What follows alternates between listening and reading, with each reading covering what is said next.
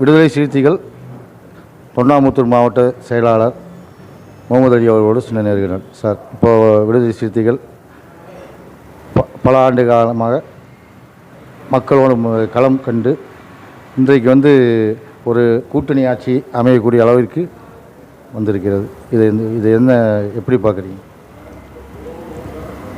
இன்றைக்கி தமிழகத்தினுடைய அரசியல் நிலைப்பாடு தலைகீழாக மாறி இருக்குது. இதுக்கு முன்னாடி இருந்த 2 ஆட்சியாளர்களும் செய்யாத வேலைகளை இன்றைக்கி தமிழக வெற்றி கழகம் தனி பெரும்பான்மை ஆட்சி அமைத்து எங்களுடைய மாண்புமிகு பாராளுமன்ற உறுப்பினர் எங்கள் தலைவர் எழுச்சி தமிழர் முனைவர் தொல் திருமாவளவன் அவர்களுடைய ஆதரவோடு இன்று தமிழகத்தில் ஒரு பொன்னான ஆட்சி நடைபெற்று கொண்டிருக்கின்றது. இந்த ஆட்சியில் பொதுமக்களுக்கு மற்றும் அனைத்து சமூக மக்களுக்கான ஒரு ஆட்சியாகத்தான் இன்று தமிழகத்திலே இந்த ஆட்சி நடைபெற்று கொண்டிருக்கிறது.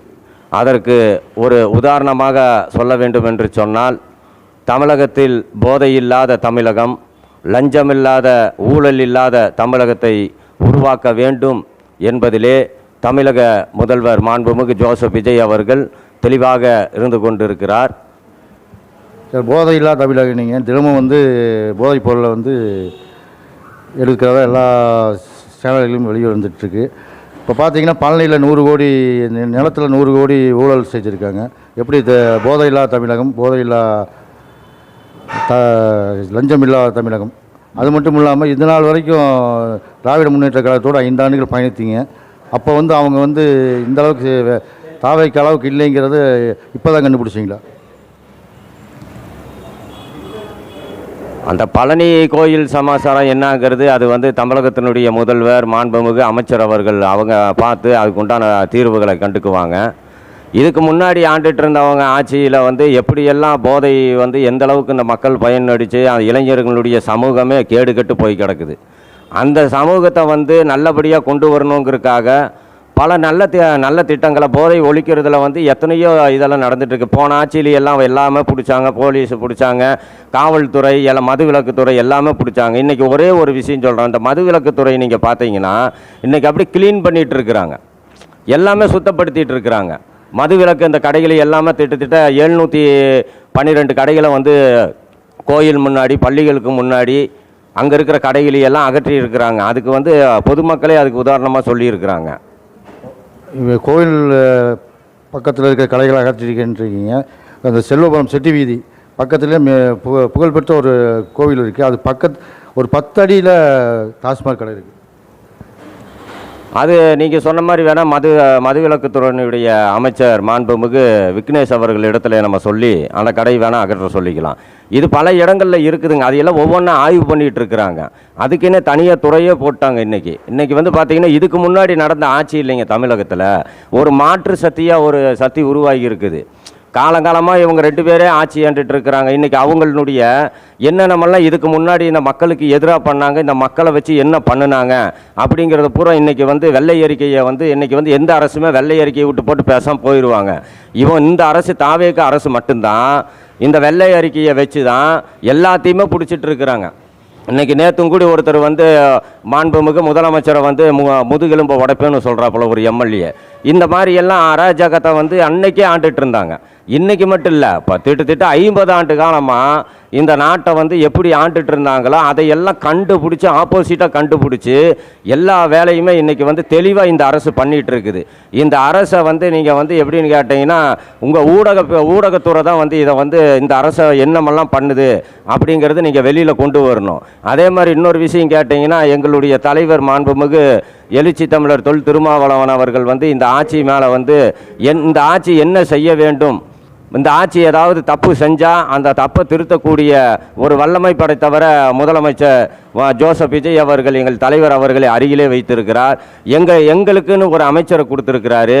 எங்கள் துறையில் அதாவது சமூக நீதி துறையை எந்த அளவுக்கு நாங்கள் கொண்டு வருவோம் அப்படிங்கிறது நாங்கள் அதை எங்களுடைய அமைச்சர்கள் பார்த்துக்குவாங்க. அதே மாதிரி மற்ற துறைகளில் இருக்கக்கூடிய அமைச்சர்களுக்கெல்லாம் அனுபவம் இல்லைங்கிறாங்க. யாராக இருந்தாலும் ஒரு இடத்துக்கு வேலைக்கு போகிறவங்க உடனே அந்த வேலையை கற்றுக்க முடியாது. ஒரு ஸ்கூலுக்கு போகிறவங்களுக்கு அந்த வாத்தியார் தான் சொல்லி கொடுக்கணும். அந்த மாதிரி எங்களுக்கு எங்களுடைய வாத்தியார் தமிழக முதல்வர்களுக்கு வாத்தியாராக இருந்து இந்த நாட்டை வழி நடத்துவாருங்கிறத நாங்கள் தெரிவிச்சுக்கிறோம். சார், இப்போ நீங்கள் சொன்னீங்க இந்த திருமாவளவன் வந்து பவர் சென்டராக இருக்காருன்ட்டு. அவர் சொன்னால் கேட்பாங்கிற அளவுக்கு தாவைக்கு அரசு இருக்குதுன்னு சொல்கிறீங்க. இப்போ பார்த்தீங்கன்னா தினமும் வந்து கற்பழிப்பு, பாலியல் வன்கொடுமை, எங்கே பார்த்தாலும் வந்து வெத்து குத்து கொலை எல்லாம் மலிஞ்சு போய் கிடக்குது. நீங்கள் இதனால் வரைக்கும் திமுக மேலே காரணம் சொல்லிட்டு வந்தீங்க. இப்போவும் அதே காரணத்தை சொன்னால் மக்கள் ஏற்றுக்க போகிறதில்ல. இந்த சூழ்நிலையில் வந்து ஒன்று விஜய் வந்து பழனி விவகாரத்தில் பெருசாக வந்து நடவடிக்கை எடுக்கல, அவசரம் காட்டல.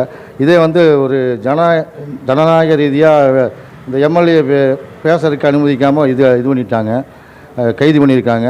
அமைச்சர் வந்து மாத்திரையை வந்து அரைக்கிறாரு. இதுக்கு முன்னால் வந்து தாவேக எம்எல்ஏ ஒருத்தர் சென்னை எம்எல்ஏ சட்டமன்ற தொகுதி உட்பட்ட எம்எல்ஏ பாலியல் வன்கொடுமையில் மாட்டினார். அவங்க மேலையெல்லாம் அவசரம் காட்டல இந்த கைதுக்கு. இதில் இன்னொரு விஷயம் வந்து மக்கள் வந்து தெரிஞ்சுக்கணும். இன்றைக்கி சமூகத்தில் வந்து நீங்கள் சொல்கிறது எல்லாமே நடந்துகிட்டு இருக்குது.